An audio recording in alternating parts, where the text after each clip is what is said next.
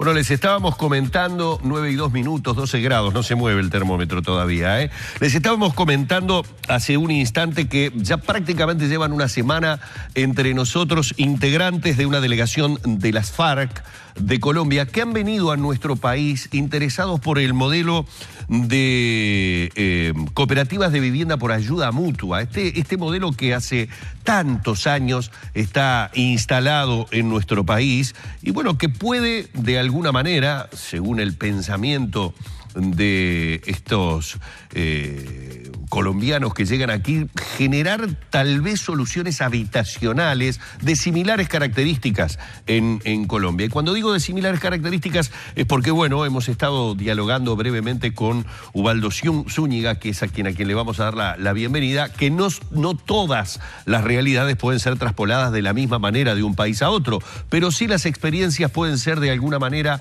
imitadas o algunas iniciativas pueden llevarse adelante, en este caso en Colombia. Primero la bienvenida para Ubaldo en esta estadía y a todos sus compañeros que han llegado desde Colombia. ¿Qué les ha parecido Uruguay? Buen día. Muy buenos días, gracias y gracias a toda su teleaudiencia por esta oportunidad de aceptarnos y de poder estar acá con ustedes. Desde el miércoles de la semana pasada. Desde el miércoles de la semana pasada estamos acá, creo que hasta el miércoles, hasta mañana. El jueves temprano salimos para Colombia nuevamente. ¿Primera vez, Ubaldo, aquí en Uruguay? Sí, primera vez. Primera vez que llego a Uruguay y es un país realmente maravilloso, con unas condiciones y una situación totalmente distinta a las que nosotros tenemos en nuestro país. Yo tenía acá anotado en la entrevista, y fue lo primero que le pregunté a Ubaldo antes de comenzarla, digo, Pablo Zúñiga, y me dice, no, Ubaldo Zúñiga. Ese es el nombre verdadero. Sí, es mi nombre, porque mi nombre en la guerrilla, mi nombre de guerra era Pablo Atrato.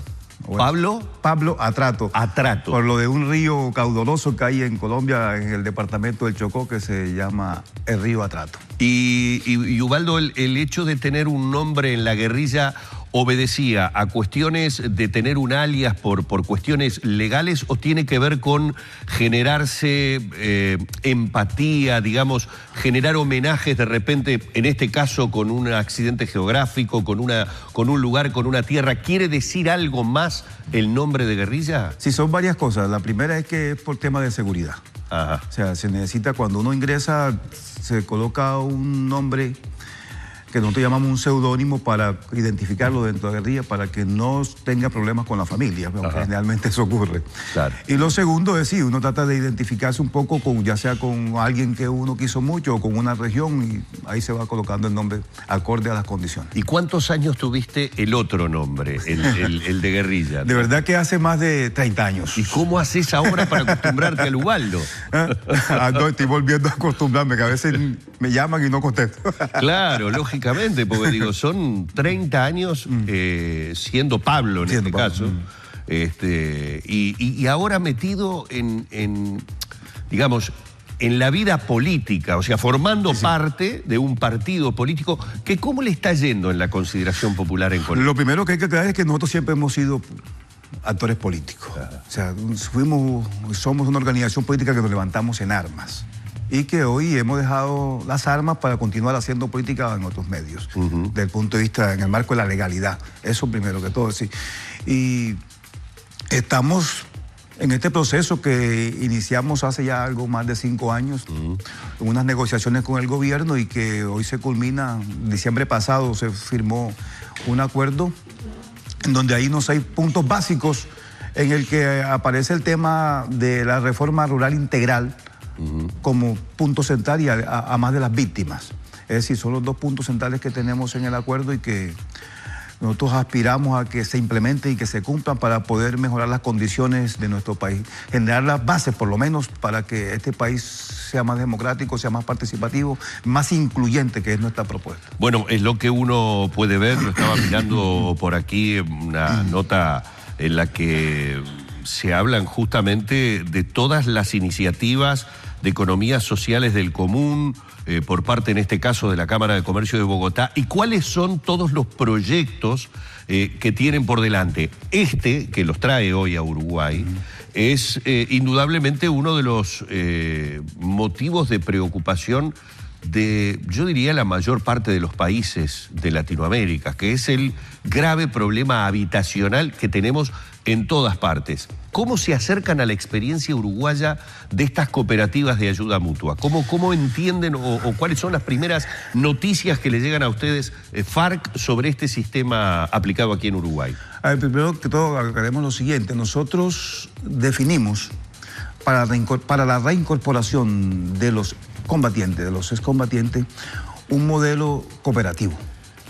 Es decir, nosotros no nos vamos a dispersar, vamos a mantenernos como organización política. Y entonces esa reincorporación económica la vamos a hacer a través de lo que tú denominabas economías sociales del común, se llama ECOMún, es la propuesta. Y inicialmente las cooperativas que estamos formando, que estamos construyendo, son cooperativas de producción agropecuaria. Ajá. Pero al mismo tiempo esas cooperativas aspiramos a que sean de transformación y comercialización, o sea, unas cooperativas multiactivas. En el marco de eso necesitamos entonces también resolver el tema de la vivienda. ¿Por qué? Porque nosotros durante estos 53 años la casa la cargamos en la espalda, a lo caracol. No había casa, no había casa, no había barrio, no había nada. Exactamente, entonces hoy necesitamos conseguir un arraigo en los territorios, necesitamos resolver el tema de la vivienda para cada uno de los combatientes, y no solo para los combatientes, sino para todas esas regiones donde nosotros nos hemos movido durante tantos años y que la gente también tiene muchas dificultades de vivienda, como en toda América Latina. La excepción, digo yo, es Uruguay, porque aquí hay un modelo cooperativo de vivienda muy exitoso que realmente es admirable.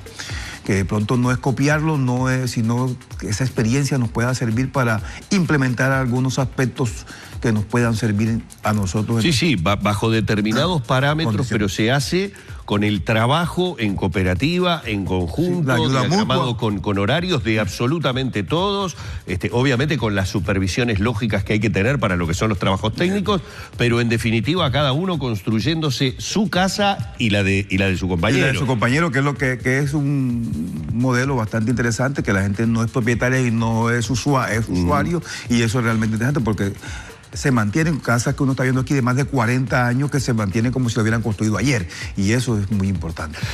Tú planteabas, Ubaldo, un menudo gran problema que tienen las FARC por delante, que es justamente dar satisfacción a todos esos combatientes de una serie de elementos de los cuales carecían, por lo que decías, la casa iba al hombro. Me imagino que también en muchos casos la carencia de familia. ¿Cómo ha sido el reencuentro de muchos de ellos con esas familias, si es que han podido reencontrarse todos? No, sí, muchos se están reencontrando, nos estamos reencontrando con las familias. Y ahorita, como estamos ubicados en 26 campamentos en todo el largo y ancho del país, 26, que hoy se denominan espacios territoriales de capacitación y reincorporación. Hay unos campamentos, unas habitaciones que se hizo para cada uno de los guerrilleros. Las familias están llegando ahí, ahí es imposible mantener la familia porque una habitación de 6x4 no es posible. No, claro. Es posible. Entonces de ahí la necesidad de pensar en un proyecto, en una propuesta de vivienda distinta, que pueda resolverse con la ayuda mutua de cada uno de nosotros y con la gente, ese tema. Pero además nosotros tenemos una experiencia, un acumulado, digamos, que podría ser una ventaja, es que durante estos 53 años vivimos siempre en comunidad. O sea, todos estamos acostumbrados a trabajar, al trabajo fuerte, al trabajo duro. Nosotros producíamos los alimentos que consumíamos en gran parte. Construíamos la trinchera para el combate, construíamos caserío, construíamos espacios colectivos. Así que eso no puede ser para nosotros de pronto un impedimento. Al contrario, eso es un activo que tenemos para la construcción del tema de vivienda. Pero me imagino que el gran desafío es llevar esa solidaridad guerrillera, llevar esa solidaridad de años aplicada a otro tipo de vida, a una reincorporación y a una reinserción dentro de la vida en Colombia. Es decir, que no terminen siendo un gueto. Exactamente, sí, es que de eso se trata, de que de no aislarnos, sino, por eso le decía hace un rato, no solamente es los excombatientes, es también el entorno. Claro. Las comunidades que nos acompañaron en todo este proceso, estos 53 años, que están ahí también expectantes de cómo pueden ellas participar en todo este proceso de reincorporación, porque también hay que reincorporarlas a ellas, porque son zonas en donde el Estado nunca llegó. excepto para darles bala y bomba y cosas así por el estilo, pero para resolver el tema de... Porque la vivienda es solamente un aspecto, viene todo lo que tiene que ver con el saneamiento básico, con salud, educación, con alcantarillado, agua potable, que también adolecemos de todas esas cosas. Uno cuando habla de combatientes, de alguna manera lo lleva a pensar en ejércitos y obviamente lo lleva a pensar en las cabezas, que tienen que pensar cuál es el ánimo de la tropa. Y de alguna manera en esa metáfora, ¿no? Pregunto, ¿cuál es el ánimo hoy del excombatiente, del exguerrillero de las FARC, viendo las dificultades que tienen que enfrentar y lo a mediano y a largo plazo que me parece que son las soluciones, ¿no? El ánimo nuestro es de optimismo. Muy a pesar de que ha habido dificultades en la implementación de los acuerdos, de que hay dificultades, de que no se ve una clara disposición, voluntad política por parte del establecimiento para cumplir con los acuerdos, nosotros estamos muy optimistas y trabajando fuerte. Siempre habrá uno que otra situación de alguien que se desespera, porque también se juega eso al desespero, porque la falta de resolución pronta de algunas cosas, como la estabilidad económica o claro, las condiciones mínimas para que la gente pueda subsistir en el marco de esta nueva situación que se nos presenta, genera desespero, y es normal porque estábamos acostumbrados a estar todo el tiempo para arriba, para abajo, nómadas, y hoy estamos de sedentario hace casi ya 2 años que nos concentramos en alguna zona. Eso genera siempre una situación bastante compleja. ¿Cuál ha sido la pregunta que más te han hecho aquí los uruguayos que han estado con ustedes? ¿Qué es lo que despierta más curiosidad de la gente a la hora de tener enfrente a un excombatiente de las FARC? Bueno, son muchas las preguntas, pero sobre todo la gente se siente muy contenta, muy satisfecha de que hayamos podido firmar ese acuerdo, de que hayamos dado un paso hacia la construcción de una sociedad distinta y de que podamos seguir luchando sin necesidad de matarnos. Yo creo que eso es lo fundamental. La vida política es azarosa, es compleja. La vida política a veces está llena de chicanas, de trampas, de laberintos que para quien estaba más acostumbrado a resolver las cosas en forma inmediata puede llegar a ser crispante, puede llegar a ser irritable. ¿Cómo están viviendo estos procesos políticos ya como organización política? Sí, estamos tratando de asimilarlo, de entrar en esa nueva etapa de nuestras vidas, aunque muchos de nosotros de pronto en algún momento tuvo la oportunidad de estar en la ciudad y eso, pero sí, no deja de ser a veces frustrante que cuando uno está acostumbrado si el muchacho se enfermaba, bueno, ahí está el enfermero, ahí está la medicina, y hoy no hay que hacer un trámite para poder ir al médico y la gente se desespera ciertamente. Pero yo creo que lo vamos a ir asimilando, y no solamente asimilando, sino también de ir generando condiciones para que esas cosas sean más efectivas. Yo creo que de eso que se trata. Nosotros hemos firmado un acuerdo bastante serio, bastante responsable, en el sentido de querer sentar las bases para que el país cambie en todos esos aspectos. Y creo que esa es la tarea, ese es el reto que tenemos por delante, y creo que tenemos las condiciones y la capacidad para enfrentarlo. Decíamos hoy cuando no estábamos al aire, las situaciones de los países, aunque tengamos muchas cosas en común los latinoamericanos, no se pueden traspolar, no se pueden pensar de manera igual, pero es inevitable el pensar que un combatiente de la guerrilla está hoy en un país que tuvo en su momento una guerrilla de características completamente diferentes, obviamente, a las FARC, pero guerrilla al fin, y que después de un determinado tiempo político, tal vez prolongado, llegó al gobierno político, en democracia, en nuestro país. ¿Es de alguna manera Uruguay ejemplo de esa reinserción de quienes en un momento decidieron que la solución estaba por el lado de las armas y en otro momento entienden que la solución está por la vía de la negociación, de lo político, de la reinserción en la vida del Estado? Sí, mira, nosotros creemos que después de 53 años de guerra, en donde no teníamos soluciones reales de asumir el poder, y que un país donde tenemos en estos últimos 53 años, estamos hablando de 7 millones de desplazados, 7 millones de víctimas, 300.000 muertos, 60.000 desaparecidos. había que hacer un pare. Había que reflexionar y conseguir opciones distintas para poder resolver los problemas del país y tener también la posibilidad cierta de influenciar en ese gobierno. Si no hubiésemos firmado ese acuerdo de paz, no pudiese yo estar sentado aquí hablando con usted. Claro. ¿Cierto? Eso podríamos decir ya es una ganancia. El que la gente pueda conocer cuál es nuestra propuesta política para el país.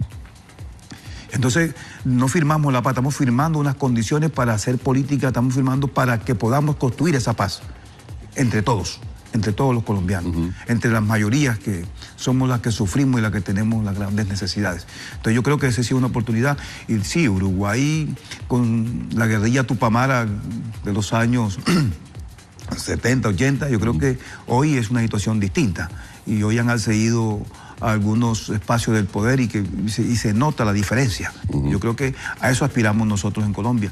En el marco de esos acuerdos firmamos, por ejemplo, que vamos a tener una participación inicialmente en el Congreso a partir del próximo año que se hacen las elecciones. 5 curules en el Congreso, 10 curules en el Congreso, 5 en Cámara y 5 en Senado. Yo creo que tendríamos la oportunidad de comenzar también a plantear nuestra propuesta de cambio para el país. Claro, y también mostrar las ideas, el trabajo, las propuestas, es decir, el tener una vía parlamentaria en la que, por ejemplo, iniciativas como esta de las que estamos hablando, de las cooperativas de ayuda mutua, se transformen ya no solamente en una solución para, en este caso, los excombatientes de la guerrilla, sino tal vez en una solución para lo que hablábamos recién, para las 7 millones de personas que viven en situación compleja en Colombia. Esa es un poco la idea que por lo menos uno puede ver de las iniciativas a nivel social, que es lo que plantea la FARC ahora como partido político.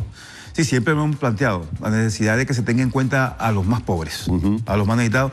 Y estamos hablando de 7 millones de víctimas, pero Colombia tiene casi 48 millones de habitantes y tiene más del 50% bajo un nivel de pobreza bastante serio. Sí, es enorme. Entonces, el déficit de vivienda en Colombia es fuerte, es grande. Entonces, es posible que a través de la legislación se puedan generar nuevas normas, nuevas leyes que permitan resolver el tema de vivienda de una manera distinta y no seguir entregándosela a los empresarios capitalistas que terminan quedándose con gran parte del dinero y no resolviendo el tema de vivienda.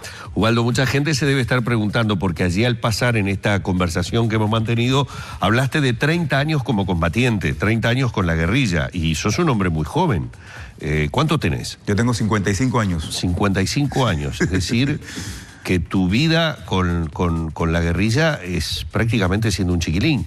No, 20 años. Claro, 20 años. ¿Y cómo fue que en ese momento vivías con tu familia, estudiabas? Sí, claro. Sí, yo estudié. ¿Trabajabas? ¿Qué era lo que hacías en el momento que dijiste? Yo estudié durante algún tiempo y lo que pasa es que yo estuve casi alrededor de 10, 12 años en la red urbana, en la guerrilla urbana, y los últimos 20 años fue que estuve ya en el monte, pues, en la selva, en la montaña propiamente dicho. Y ingresé a partir de la conciencia, a partir de la necesidad de resolver las situaciones difíciles que uno tenía. Sí. Yo nací en Barranquilla, yo soy de la costa atlántica, y en un barrio marginal, donde no había agua, no había alcantarillado, las casas deprimidas, y esas condiciones lo obligan a uno, si tiene un mínimo de conciencia, a pretender resolver de alguna forma, y lo hacía de una manera sencilla, simple, reclamando porque nos colocaran el tubo para el agua, el tubo para el alcantarillado, que le echaran un poco de cemento a la calle.